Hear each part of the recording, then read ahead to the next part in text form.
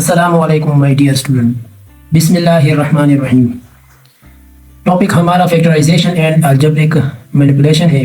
ठीक है, इससे पहले हमने एक्सरसाइज 4.2 सॉल्व किया था, सही है। और वहाँ पर मुख्तलिफ टाइप्स थे, मुख्तलिफ टाइप्स के पार्ट्स थे और उसी के मुताबिक हमें क्वेश्चंस को सॉल्व करने थे। उससे पहले मैंने important keys of exercise 4.2 video बनाया था, उसे भी आप चेक कर सकते हैं। ठीक है, और फिर उसके बाद मैंने एक्सरसाइज 4.2 के 2 वीडियोस बनाए थे, उसे भी आप वॉच कर सकते हैं। ठीक है, अभी हमारा जो न्यू टॉपिक है ना, highest common factor of algebraic expressions. Highest common factor of algebraic expressions, different algebraic expressions आपको गिवन होंगे और उसमें HCF मालूम करना होगा। अब ये HCF है क्या, सवाल पैदा होता है कि what is HCF? As algebra is an extension of arithmetic. ठीक है, so we apply almost the same rules for finding HCF of 2 or more algebraic expressions. Expression means polynomials. Algebraic expressions means polynomials as used in arithmetic. मतलब आपको algebraic expressions given होंगे, ठीक है, और उसी के मुताबिक हमें HCF मालूम करना होगा।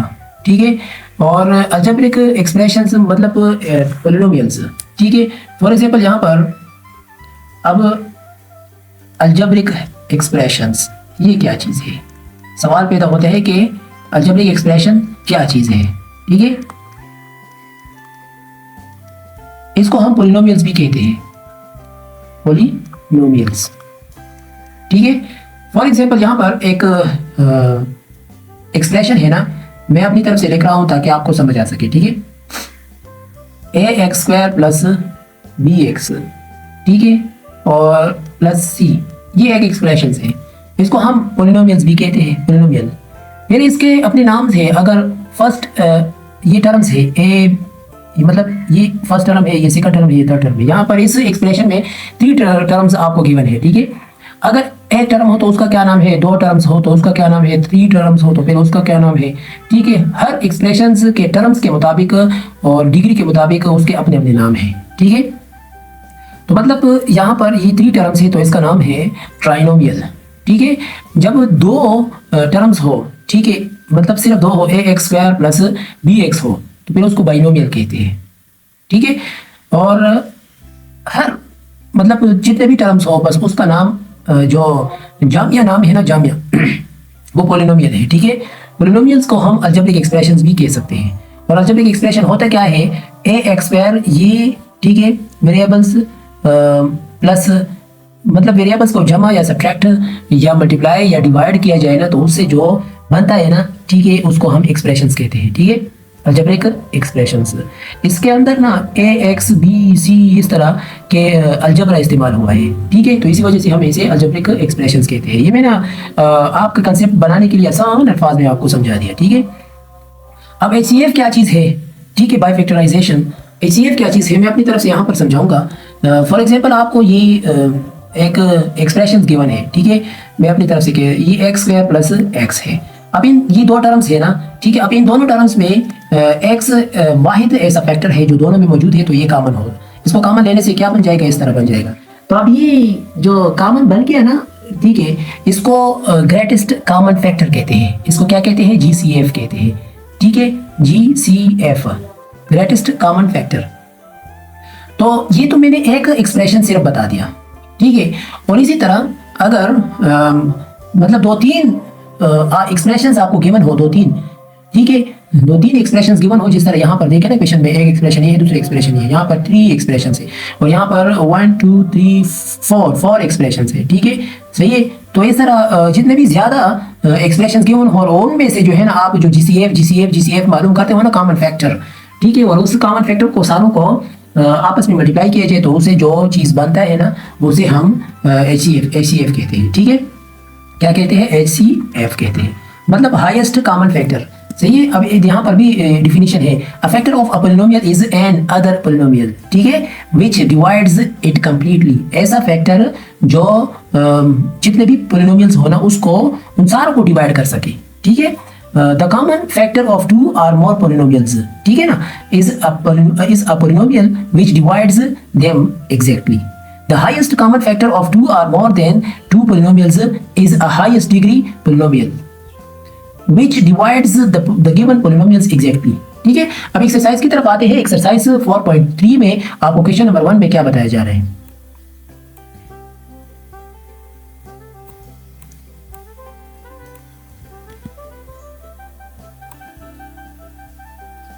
अब यहां पर पार्ट ए में आपको बताया जा रहा है कि find the HCF of the following monomials, ठीक है, monomials bye completing the table. नीचे आपको मोनोमियल्स गिवन है, सही है, मोनोमियल्स गिवन है और इसके जो है ना आपने क्या करना होगा, इसके टेबल में जो कुछ मांगा किया है ना इसको आपने कंप्लीट करना है, ठीक है। अब सवाल पैदा होते हैं कि सर ये मोनोमियल क्या चीज है, सवाल ये पैदा होते हैं। यहाँ पर तो मोनोमियल्स कहा गया है, मोनोमियल्स मीन्स जब एक टर्म हो, एक टर्म, ठीक है। यहाँ पर ना मैं आपको लिखवाता हूँ, एक मिनट में यहाँ पर लिखता हूँ ताकि आपको समझ आ सके। ये 16p³ क्यों, अब ये जो है ना ये एक टर्म है, पॉजिटिव टर्म है, तो इसको हम मोनोमियल कहते हैं। क्या कहते हैं, मोनोमियल, सही है। और यहाँ पर एक मिनट, आपके जहन में ये सवाल पैदा होगा कि सर यहाँ पर तो 16 भी है और p भी है और q भी है, ये टर्म्स नहीं है। नहीं, ये फैक्टर्स है। इन तीनों फैक्टर्स को आपस में मल्टीप्लाई किया गया है। जब मल्टीप्लाई किया जाए तो इससे एक टर्म बन जाता है, तो इसको हम टर्म कहते हैं, ठीक है, ये टर्म होता है। और हर वेरिएबल का जो स्टार्ट में है, फॉर एग्जांपल यहाँ पर ये है ना, एक मिनट में लिखवाता हूँ। अब ये 3 ना, इसको कोफिशिएंट कहते हैं। क्या कहते हैं, कोफिशिएंट, ठीक है। रहा ये ऊपर वाला 2 जो है ना इसको एक्सपोनेंट कहते हैं, एक्सपोनेंट या पावर।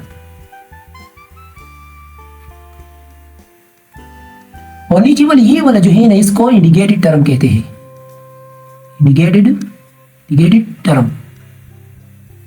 और जो दरमियान में एक्स रह गया ना इसको वेरिएबल कहते हैं,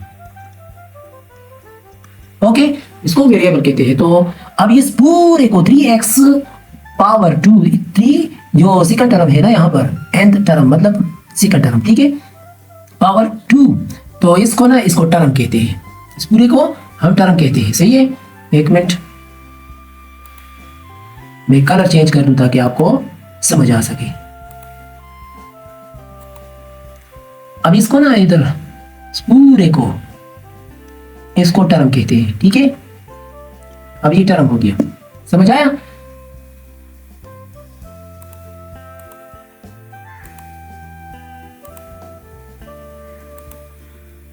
अब एक्सरसाइज शुरू करते हैं। एक्सरसाइज में आपको क्या बताया जा रहा है, ठीक है, ये फाइंड एचसीएफ। सबसे पहले आपको क्या दिया है, एक्सप्रेशंस।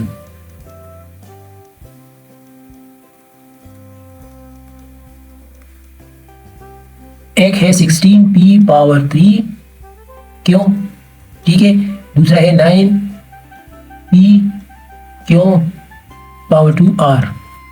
अब यहां पर 16p³ क्यों, अब इसको हम इस तरह भी लिख सकते हैं, ठीक है। मैं इसको इस तरह करता हूँ कि आसान कर देता हूँ, वो था इससे भी अच्छा तरीका मैं आपको बताता हूँ, एक मिनट, इससे भी अच्छा तरीका, ठीक है। फैक्टर्स ऑफ 16p³ क्यों, तो मतलब इस 2 के फैक्टर्स पहले लिखते हैं, 2 × 2 × 2 × 2 × 2, 2 × 4, 4 × 8, 8 × 16, ठीक है। और p भी 3 टाइम्स है, हो गया। अब रह गया क्यों, क्यों एक 1 टाइम है, ठीक है।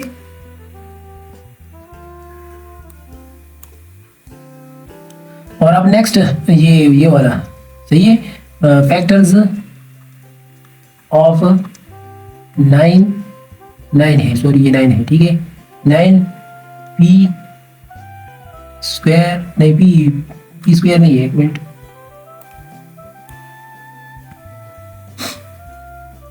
(9p²r) इसके फैक्टर 3 के फैक्टर्स क्या है, 3 multiply by 3 multiply by P multiply by Q multiply by Q multiply by are.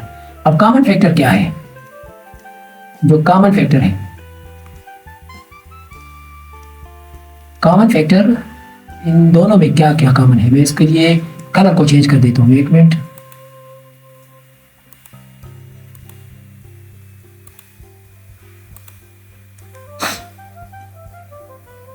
P P ठीक है, और क्यों क्यों ठीक है, ये कॉमन फैक्टर है, सही है।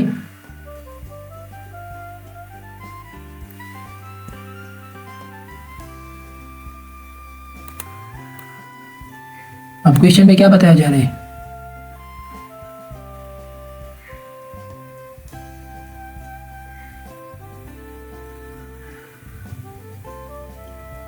HCF of numerical coefficients. Numerical coefficients में तो यहाँ पर तो 2 2 है और इधर 3 3 है, और मतलब इसको साथ में 1 1 भी इस तरह लिख सकता हूँ, मल्टीप्लाई बाई 1। तो न्यूमेरिकल्स में जो कॉमन है ना वो सिर्फ 1 1 है, इसको देखें ना 1 1 है, ठीक है। और यहाँ पर तो P है और इधर क्यों है, सही है, समझ आया ना। तो लिहाजा HCF क्या हो गया, HCF P क्यों हो गया। तो मतलब इस क्वेश्चन को यहाँ पर मैंने सॉल्व किया। अब यहाँ पर जो टेबल है इसको सॉल्व करते हैं, टेबल को सॉल्व करते हैं, ठीक है। टेबल में आपको बताया जा रहा है, एक मिनट इसके लिए मैं कलर चेंज कर देता हूँ।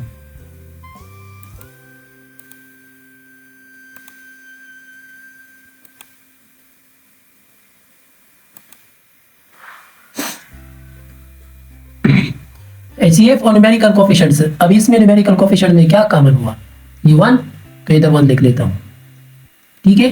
और HCF ऑफ P में क्या कॉमन आया, P में तो सिर्फ एक P आया ना, तो इधर सिर्फ P लिख लेता हूँ। और HCF ऑफ Q में क्या, सिर्फ Q, ठीक है। HCF ऑफ R में क्या है, यहाँ पर R था और इधर कुछ भी नहीं है, कुछ भी नहीं है ना, हाँ, तो मतलब R में कॉमन नहीं आया, ठीक है, सही है। अगर आपने R की जगह पर यहाँ पर 1 भी लिखा ना तो भी ठीक है, अगर आपने 1 भी लिखा ना इधर तो भी ठीक है, सही है। लेकिन जब कुछ भी HCF नहीं है तो बस इसको खाली छोड़ देते हैं, ठीक है। रिक्वायर्ड HCF, अब इन तीनों को मल्टीप्लाई कर ले, ठीक है। तो इसे क्या आ रहा है, तो मतलब इसको मैं यहाँ पर 1 लिख लेता हूँ, चलो 1 भी लिख सकता हूँ, ठीक है, सही है। तीनों को हम अब मल्टीप्लाई करते हैं, एक मिनट।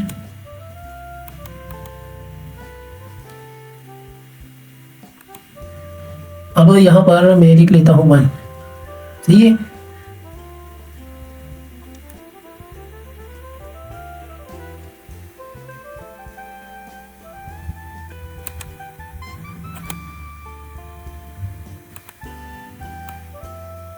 अब इसी तरह ये क्वेश्चंस हम सॉल्व करते हैं, ठीक है।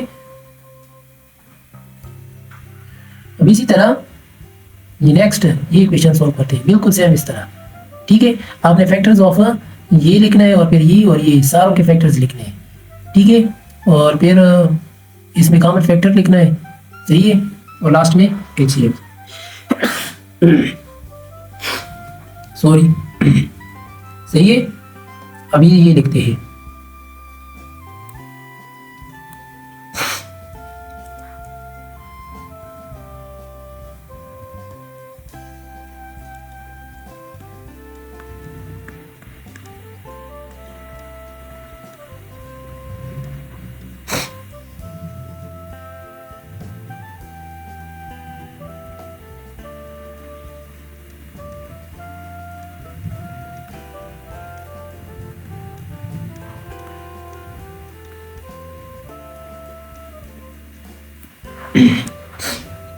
अब इधर देखिए मैंने ये सारे फैक्टर्स लिख लिए इसके। 10 से 2 मल्टीप्लाई बाई 5 आ रहा है, और P क्यूब से P multiply by P multiply by P, और Q स्क्वायर से Q मल्टीप्लाई बाई Q और R मल्टीप्लाई, ठीक है। अब नेक्स्ट यहाँ पर 5P स्क्वायर क्यों R, 5P स्क्वायर क्यों R,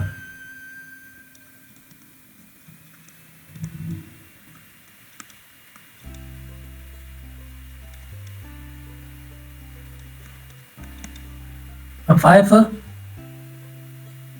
बस सिर्फ 5 है और P स्क्वायर है, तो p multiply by p।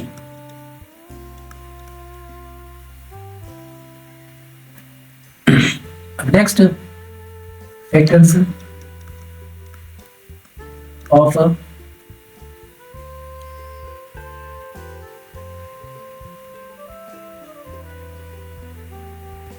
15 p square क्यों r स्क्वायर।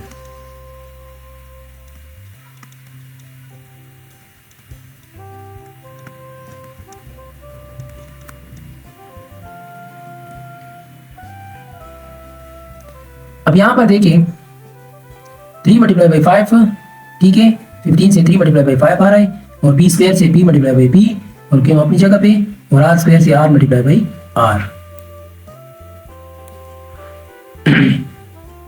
जो कॉमन फैक्टर्स है वो अब हम लिख रहे हैं।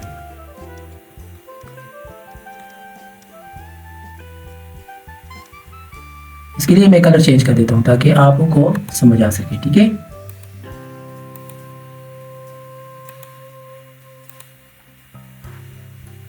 अब यहां पर कॉमन क्या है, सिर्फ 5 है, न्यूमेरिकल्स में 5 है ना, तो 5 हो गया, ठीक है। और ये p एक ये है, दूसरे ये 2 है, ठीक है, मतलब ये 2 कॉमन हो रहे हैं, p मल्टीप्लाई बाई p मतलब p स्क्वायर, ठीक है। और क्यों सिर्फ ये और ये यहाँ पर ये, क्यों भी एक हो गया, r भी एक है, सही है, r एक है ना, r भी हो गया, ठीक है। अब इसको ना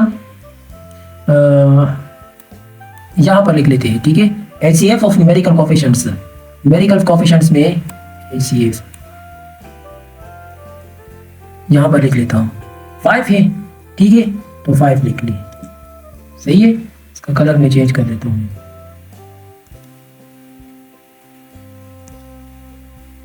तो मतलब ये 5 है, सही है। और p क्या है, p स्क्वायर है, इधर p स्क्वायर, और क्यों 1 है सिर्फ, क्यों, और r 1 है, सही है। अब इन चारों को मल्टीप्लाई कर लेते हैं, इसे क्या आ रहा है, 5 p स्क्वायर क्यों r, तो मतलब ये HCF हो गया। यहाँ पर मल्टीप्लाई कर लेते हैं,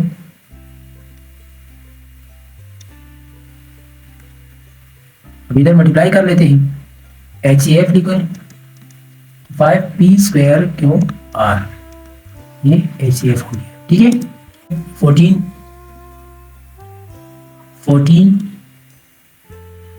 p 4 एंड क्यों r 4, इसके फैक्टर्स हैं 2 multiply by 7 p multiply by p multiply by p multiply by p, और क्यों अपनी जगह पे, और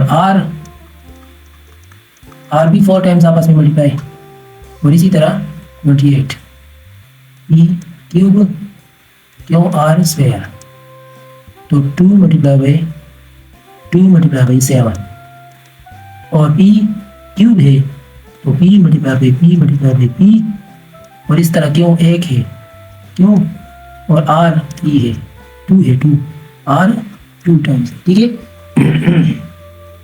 और नेक्स्ट क्या है, 7p स्क्वायर क्यों r स्क्वायर, तो 7 मल्टीप्लाई बाई p स्क्वायर है, ये हो गया, क्यों 1 टाइम है, और r 2 टाइम्स है, ठीक है।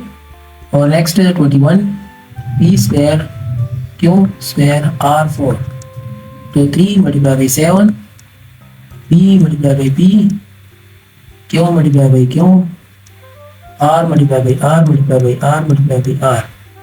कॉमन फैक्टर अब क्या हुआ, कॉमन फैक्टर्स, सही है। नीचे मैं इसके लिए कलर चेंज कर देता हूँ, ये ऐसा करते हैं कि हाईलाइट कर लेते हैं काम, ये देखिए यहाँ पर 3, ये 7, और इधर भी 7 है, और इधर भी 7 है, नीचे भी 7 है, ठीक है, सही है ना। और p की बारी है, p ये हो गया, ये हो गया, और नीचे भी ये हो गया, p मौजूद है ना, इधर भी, और नेक्स्ट भी ये p इधर भी है, इधर भी है, इधर भी है, सारे p, दूसरा p भी है, ठीक है। ये हो गया, ये हो गया सर, ये हो गया, अब ये हो गया। ठीक है, नेक्स्ट क्यों की बारी है, क्यों मतलब ये दो भी इधर है नहीं है, ठीक है, यहाँ पर नहीं है और इधर भी नहीं है, इसको जोड़ देते हैं। क्यों है, क्यों वन क्यों इधर भी है और इस मोनोमियल भी है और यहाँ पर भी है। ठीक है, आर भी है, इधर देखें यहाँ पर भी है और इधर भी है और इधर भी है। ठीक है, अब ये जो हाईलाइटेड है ना, इसको मैं यहाँ पर, ये कॉमन है, सही है, यहाँ पर लिख लेता हूँ। मतलब 7 हो गया और मल्टीप्लाई और पी स्क्वायर हो गया और क्यों 1 है और आर भी 1 है, सही है। तो HCF क्या आया, HCF इन सबको आप मल्टीप्लाई कर ले तो ये आ रहा है, सही है, ये HCF आ गया। अब इसको हम यहाँ पर लिख लेते हैं। ठीक है, इसको हम यहाँ पर लिख लेते हैं। क्या है पहला वाला 7 है ना, न्यूमेरिकल में 7 है और P में P स्क्वायर और Q में सिर्फ Q और R में ये, और इन सबको मल्टीप्लाई करें तो इसे आ रहे R 7 P square Q R। ठीक है, तो ये रहा आपका, ये टेबल कंप्लीट हुआ पास पार्ट ए का। ठीक है, इस तरह आपने करना, ये मैंने जिस तरीके से किया है ना, ये बहुत आसान और बहुत ज़बरदस्त मेथड है। ठीक है, ये मेथड आप सबके लिए फ़ायदेमंद है। सही, साफ कर लेता हूँ। यहाँ पर B part, if all common factors with least power of 3 unknown polynomials are 2 power 2, 3, p q and p plus q whole power 2, then what would be their HCF? ये कह रहे हैं all common factors with least power of 3 unknown polynomials। ठीक है, 3 unknown polynomials है, ये नहीं बताया कि कौन से polynomial है, बस 3 unknown polynomials है। जिस तरह यहाँ पर मोनोमियल है ना, मोनोमियल मतलब ये असल में polynomial है। ठीक है, तो 3 polynomials यहाँ पर गिवन है और इधर 4 polynomials गिवन है और इधर 2 polynomials गिवन है।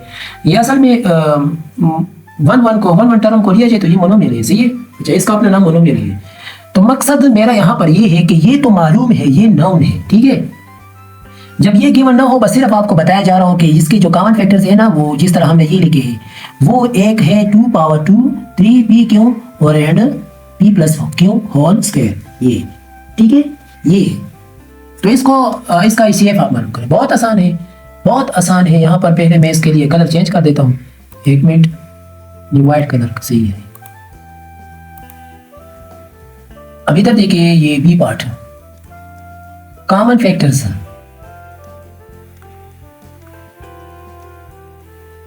क्या क्या है, एक 2 पावर 2, सही है, दूसरा है 3, तीसरा है p q और चौथा है p plus q whole square. अब इसका HCF क्या है, इन सबको मल्टीप्लाई कर लो, बस बात खत्म, जो आंसर आ जाए वही आपका HCF है। ठीक है, यही आपका क्या है, HCF है। अब ये 2 पावर 2 से क्या आ रहा है, 4 multiply by 3 multiply by p q और इस तरह ये है। तो ऐसे जो आंसर आ जाए HCF यही होगा, 12 p q और p plus q whole square, ये आपका HCF है। ठीक है, अब इसी तरह नेक्स्ट क्या बताया जा रहे हैं यहाँ पर, part C, write any 2 polynomials of your choice. अपने मर्जी के मुताबिक जो भी पोलिनोमियल्स लिखना चाहते हो लिख ले, लेकिन 2 पोलिनोमियल्स को लिखे। ठीक है, अच्छा, हैविंग HCF एज 1। ठीक है, जिसका HCF 1 आ जाए, हैविंग HCF एज 1। ठीक है,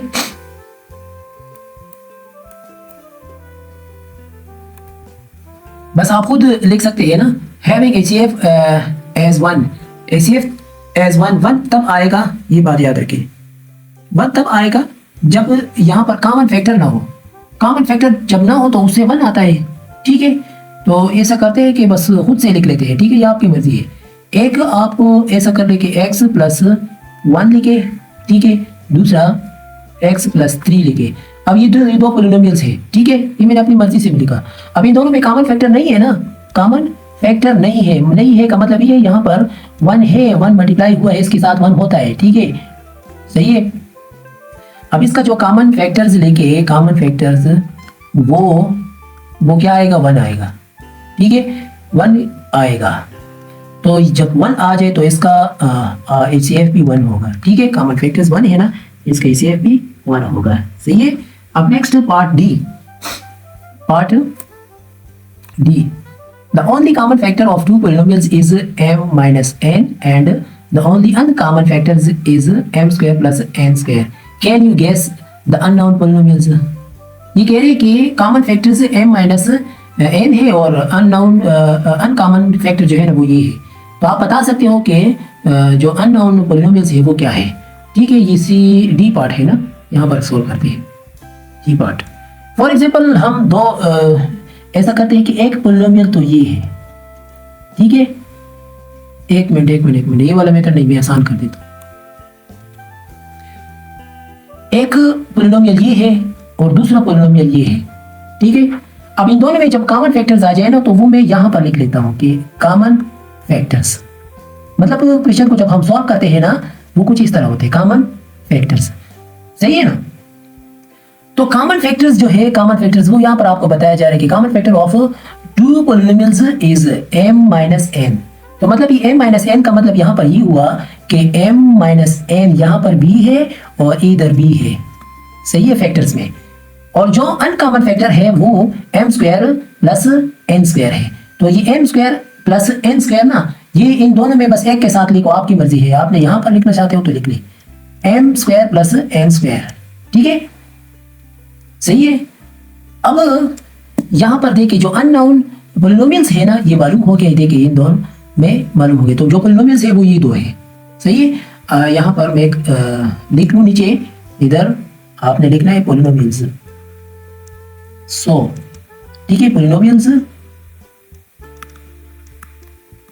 क्या हो गए, एक है m माइनस n और m square plus n square, एक ये दूसरा m माइनस n।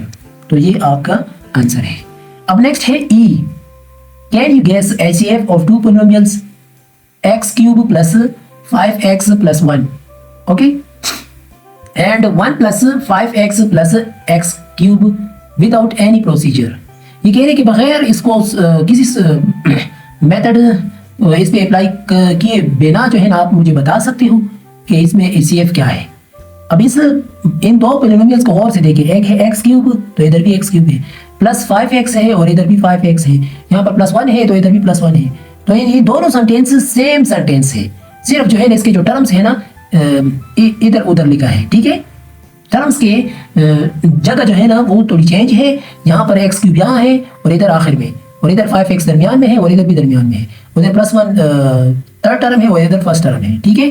तो इस तरह, तो मतलब इसका जो क्या है, कैन यू गेस HCF यहाँ पर ई पार्ट HCF वो बस यही है, ठीक है, x cube plus 5x plus 1। तो ये आपका ई पार्ट है, सही है।